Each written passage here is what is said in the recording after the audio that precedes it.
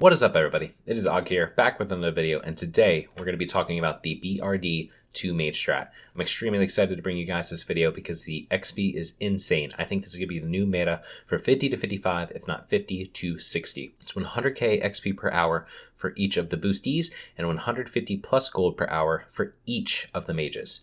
Before we get started, if you guys are enjoying these videos, I just want to let you know that my upload schedule is going to be changing ever so slightly. I'm going to be uploading every Tuesday and Thursday at 3 p.m. Eastern, and potentially every Saturday as well. So that's 3 p.m. Eastern or 8 p.m. GMT.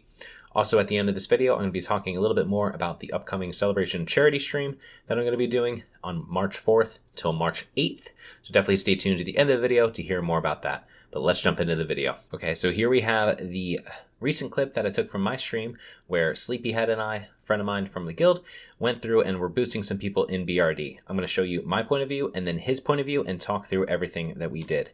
So if you guys haven't already watched the BRD solo strategy, a lot of it's going to be carrying over from that, but tailored a little bit more to two mages, but it also has some additional tips for how I used my talents to prevent some extra damage, how I use my gear to prevent extra damage as well, which I'll touch on at the end of the video, but definitely check out that video as well to get some really in the detail information about this kind of farm.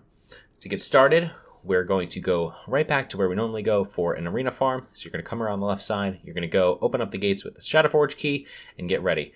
Now the one difference is that we're going to be pulling all the mobs before the arena and killing them all at once, and that's going to be pool number 1. So I like to just get into it right away. There is a fire elemental that pats down the stairs, but you're going to be aggroing him anyways, and if anything, he's probably going to be giving you back some mana. He will do a little bit of damage to you, but you don't need to worry about it too much. So I run up the stairs here. I see that he's on the right side, not worrying about him. I rank 1 Frostbolt the far group, rank 1 Frostbolt another group, and aggro all 4 of these groups on the bottom. If there is a fire elemental downstairs and you're having trouble with the fire elemental, just don't aggro that group. It's okay. So then I walk up the top, aggro these other 2 groups. Now, depending on the amount of fire elementals on the left, you can aggro them or not aggro them. If there's 2 fire elementals on the left side in that left group, I would not aggro them. With 1, you can. You'll see here that I get dazed, which is really unfortunate, so I end up having to use an iron grenade in a pot, but typically you don't need to worry about it because typically you don't get dazed and you can just blink around the side. Now, this is the same exact walkway that we used from the BRD solo video, so definitely check out that if you want to see some more information about the walkway, but this walkway leads all the way around, and what happens is all the mobs run all the way around this walkway until they get to you on the other side. So I block here. My other mage, you'll see he's standing right at this corner, and I'll show you his point of view in a little bit. And what he does is he doesn't get any aggro of any of the mobs, so that he wasn't seen. So he's standing out here basically waiting to come in so that none of the mobs will aggro on him when I go for my block. What that allows us to do is aggro up all the mobs, group them all behind me, and unlike the 1 pool video, I don't need to use a limited invulnerability potion because he just blizzards on top of me. I jump off, I Nova to keep all the mobs in place, and then I go into my rotation. Honestly, you probably don't need to Nova there because if anything, it's just going to separate out the groups, and I'm kind of learning that from rewatching my own content. So I honestly probably wouldn't Nova. What that might do is it might separate out your mobs a little bit, might cause some mana issues later on. So I just let your other mage keep on using either rank 1 or max rank blizzard to keep them slowed while you jump off and then go stand next to him.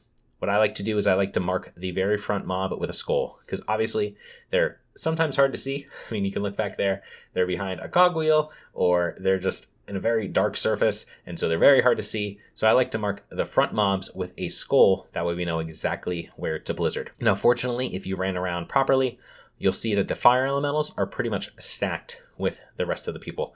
So it makes it very easy just to AoE down the fire elementals and get going with the next pool. Now, this one took a little bit longer than normal. Honestly, sometimes we do this entire pool with 2 minutes and 30 seconds off the clock. Like, it is insanely fast, guys. But now you just finish off the fire elementals, and then you're gonna get ready for the next pool. Now, all of your alts, all of your friends, the people that you're boosting, are chilling back in the entrance. They're in range to get XP, but you don't want them coming over here to loot. So you're going to be looting yourselves, particularly your other mage is going to be looting, because if they come over here, there's potential that they get aggro, and if you're trying to go quick, you can't have them come over. If you want to take a little bit longer, and they want to loot, you can have them come over and loot as well, but then they're going to have to run back at least to that Shadowforge gate so that they aren't seen by the other mobs, because if they're seen, then they can get into combat. So I'm going to pull up my loot here on the left side. I also think, okay, maybe I should post this to YouTube. So I turn off my stream element stuff around. So you'll see that go away in just a little bit, but you can see the influx of gold. You can see the dark iron residue, the relic coffer keys. The gold and loot from this is insane. And the loot tables are crazy. These footmen have a great loot table. Not only do they have the chance at epics, but they also have librams. They also have the darkmoon faire cards now that they're out. It is really a great farm from gold. So here we zigzag in through the mobs into the left side. And what you want to do is you want to stop at these last two groups. So they're going to be your first groups on your part 1 pool. There are these 3 dogs that you'll see right here patting the entire time. They pat all the way back to the entrance where you ran in to start this. So depending on where they are, you might have to blink through them. As long as you blink through them properly, you won't aggro. If you do, by chance, aggro them, start your run, because the dogs are going to do a ton of damage to you. Just start your run, don't worry about it, and just get going.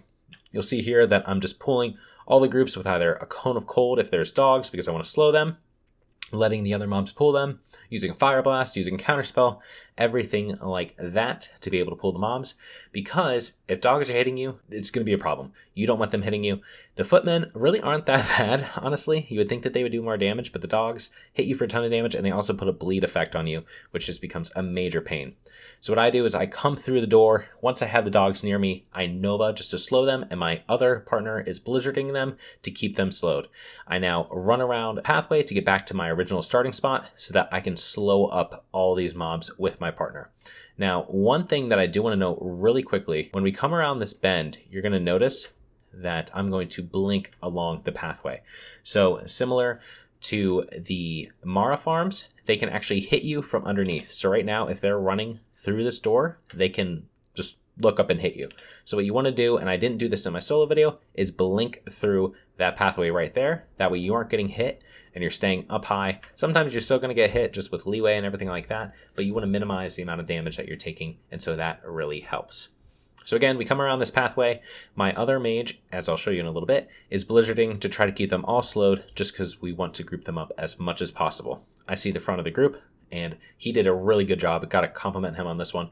This particular pool, the bloodhounds weren't in the front until later on right there, but they were not in the front of the mobs, which is insane because they run incredibly fast. But we rank 1 blizzard them all in the corner. Now again, we're going to use Nova here just to kind of slow them. And I think the first Nova is good. This Nova right here is good to use because that allows you a couple extra seconds to start doing some damage. What I don't think we should be doing is jumping off. I don't think we should be jumping off just yet. I think when he goes for that first Nova, that's great. Leave the mobs right there, come back to this corner, and do another blizzard. That's going to just stack them more and more and more and let that Nova tick off. And as soon as they get close to you, jump off from there and go to the corner spot. So here you'll see that 2 mobs actually on the left side, it was hard to see, but you'll see them later, did get away, because what happened is when he jumped off, they immediately started running through. So here they are, they're running around the side. I think it's actually maybe 3 mobs. We decide, you know what, we're just going to focus on the mobs at hand because there's a lot more mobs over here to worry about than those mobs. So what we do is we both blizzard these down. I tell him to turn around and start slowing down the other mobs. I'll take care of these mobs. He can take care of slowing those mobs. And this is just how you handle it on an ad hoc basis. Now, most of the time, it's perfectly clean. We jump off there. All the mobs are stacked and we just burn them down real easy. But in the event that this happens, I thought this was a great thing to show because you can kind of handle alternative situations. So here, he was slowing all the extra guards and then taking care of them while I finished off the main mobs. Now, you should have plenty of mana to be able to do this, but you'll see that I go for the Evocate here. Neither one of us is very well geared, but you should have plenty of mana to be able to take out the mobs and then focus on the other mobs after that. So here, I just try to keep them off of him. He gets pretty close there, and I think actually he's going to dip really low in health right here because he gets hit by all the guards at the same time, which of course is not good, but he ends up using a health pot and living. So you just adapt to the situation and handle it, but it's pretty easy to not have that happen, especially once you get a good amount of practice going. So now pool number 2 is down. We already have basically 2 pools down and 1 pool left to go, and we're 7 minutes in. He goes right back to looting. You can see the loot up in the top left, and I'm getting right back to going back to the guards. Now let's talk a little bit about the gold per hour and XP per hour. So I mentioned 100k XP per hour. I did this for a few runs on my rogue. I want to save my rogues for some other videos, but I wanted to do a few runs with him. I got a run with 25k XP. I got a run with, there you can see the XP right there. I got a run with, I think, 18k XP, and I got a run with 23k XP. Now, that depends on your average group level, because the mobs are level 51 and 52. You want the average group level to be no higher than probably 53, because then the mobs are going to start being green to you. We had a level 59 in here at one point, and so the 59 was leeching, honestly, a decent bit of XP, and that's this Nezanu guy. So the XP was a little bit lower. But if you keep that XP around 52, we're talking about the 23 to 25k XP range. It also seems like having 4 people is optimal, but you can also have 5, and you want to be selling as many positions as possible, so you want to have those 5 people.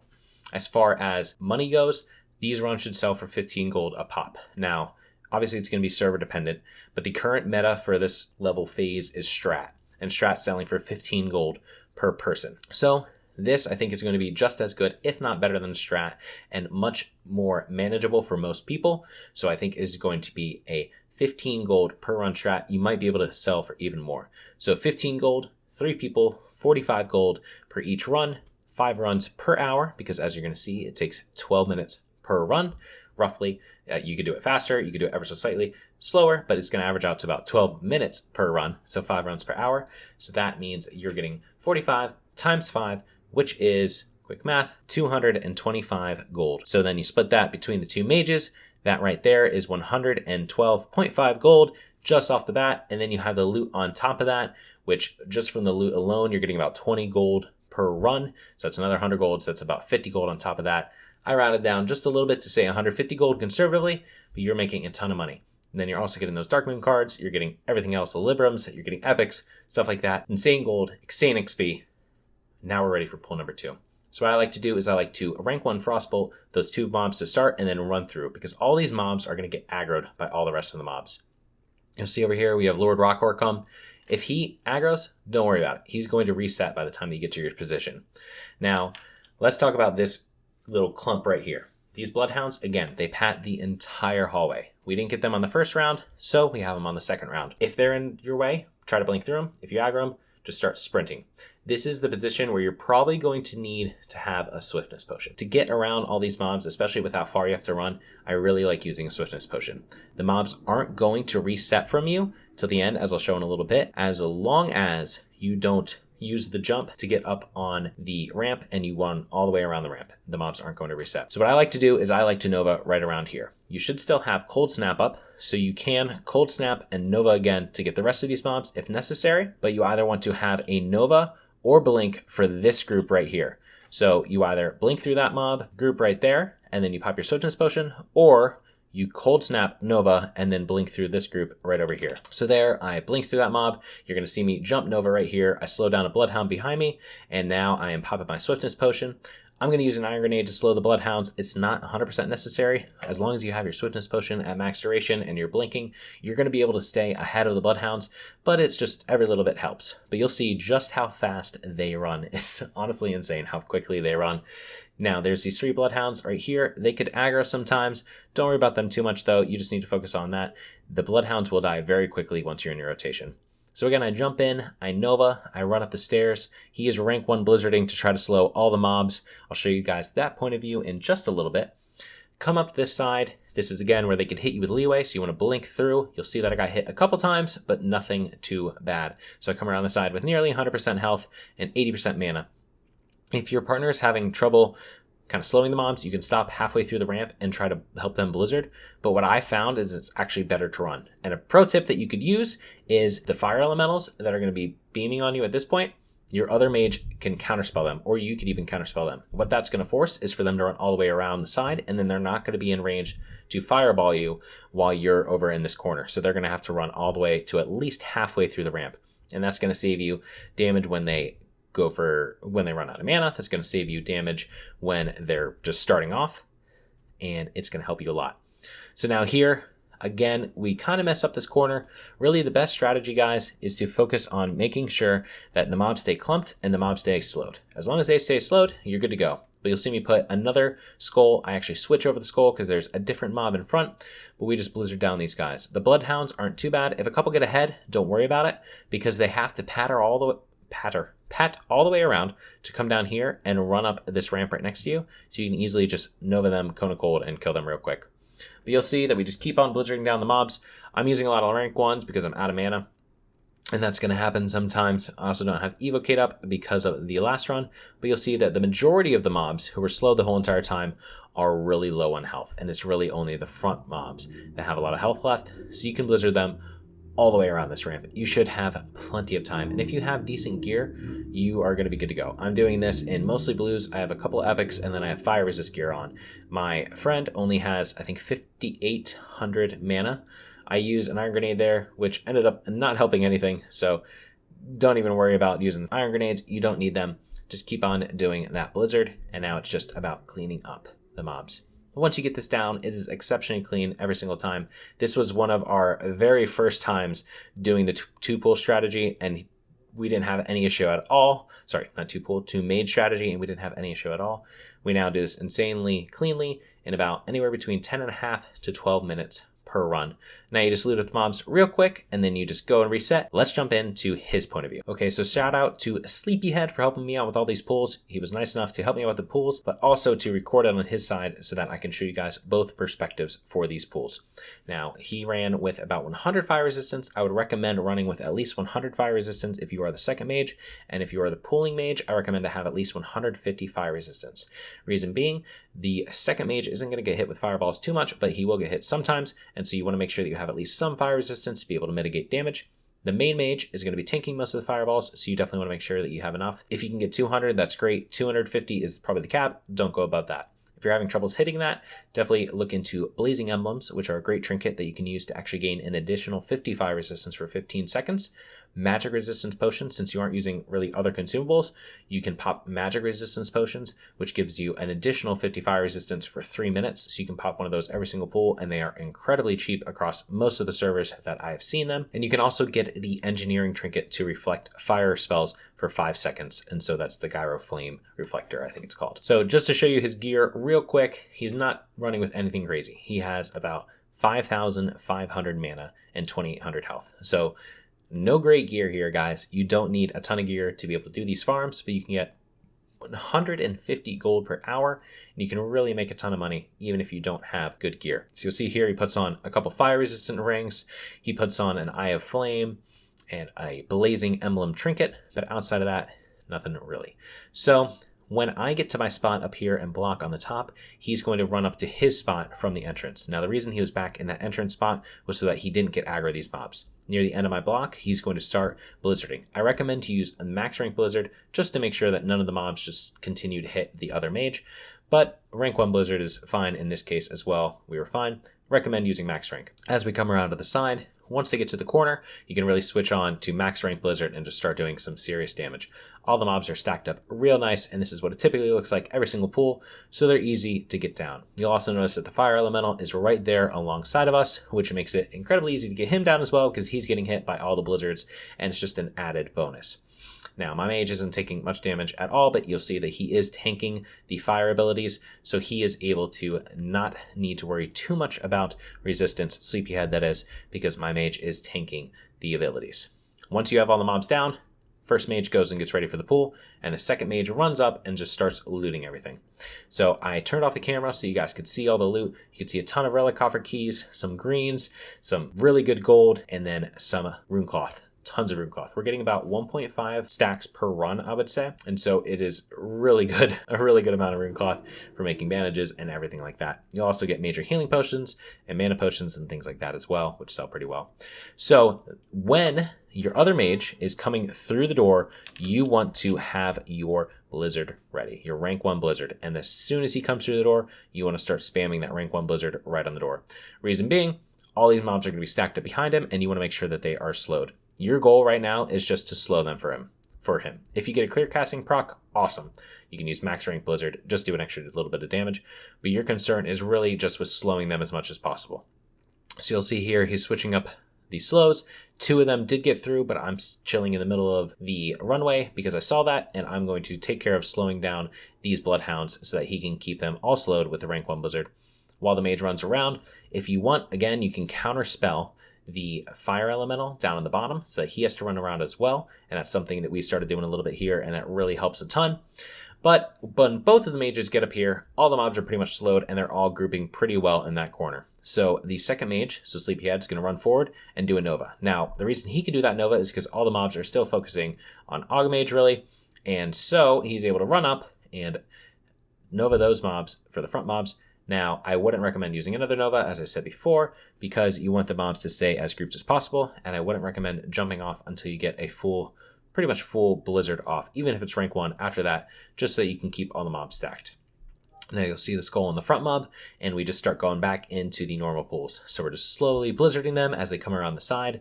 A fire guard comes up and hits us, but we don't need to worry about that. If we had counterspelled the fire guard would have had to run all the way around the ramp to get all the way back to melee again. So that is one really big benefit of using the counterspell on the fire guards, because then they have to run all the way around. So here, we get pretty much all the mobs down. I tell them to focus on the fire guards. I'll finish off the random footmen that are running around, but they're pretty much all dead. He finishes off the fire guards, and now we're getting ready to go into pool number 3. As he's coming through the door, we're going to start rank 1 blizzarding again. Second that he comes through the door, you just want to start blizzarding. I was a little bit ahead this time, so I told him hold up just ever so slightly because all the mobs are pretty far behind. You want to make sure that you have the maximum amount of time casting on your blizzard, because if you wait too long into your blizzard, then you might not be able to keep up blizzard while all the mobs are coming through. You got a clear casting proc, so you switch to max rank blizzard. That's another thing that you can do. If you get a clear casting proc, it's great. Again, the bloodhounds are running all the way through again, which is pretty common. They just bolt around the place. So just focus on them. Your priority is always the very front mob, because it doesn't matter if all the back mobs are slowed if there's 2 bloodhounds in the front beating on your partner. So whichever mob's in front, blizzard them. Don't worry about the other mobs, just blizzard them. Now they're going to come around the side, just like before. Sleepyhead's going to go for his Nova, which we can still do, but we don't go for the second Nova, typically now. Rank 1 blizzard until they get too close. I go for a panic Nova here because I'm like, oh crap, I'm getting pretty low. And then we start our rotation. Now again, they're in the corner. You can see that all the mobs came through, because what I do is I mark one with the square so that we know the very first mob that we pulled. So even though we ran all the way through the hallway, we have this mob marked with square, which means that we know that we have every single mob that could possibly be pulled. We burn down these mobs and we're doing all right. You'll notice that my mage actually jumps down here, and he jumps down below. That's because I was getting low, and this is a tactic that you can use. So just to rewind a little bit, you'll see that I lose both my shields. I'm like, oh crap, I have both the fire guards beating on me. I need to jump down. So what I'm going to do is I'm going to jump down with about 700 life, and I'm just immediately going back into blizzard. So there's still 2 blizzards going on, but I'm blizzarding down from below. You could still hit the mobs from below and be fine, but now the fire guards have to run all the way around to try to get back to me, and you have plenty of time to get back up your cooldowns to be able to take them out. So here, Sleepyhead just rounds out the last little bit of the footman's health while I Nova the fire guards down below and go for a bandage. I get back up to plenty of health, and we wrap off the rest of the mobs.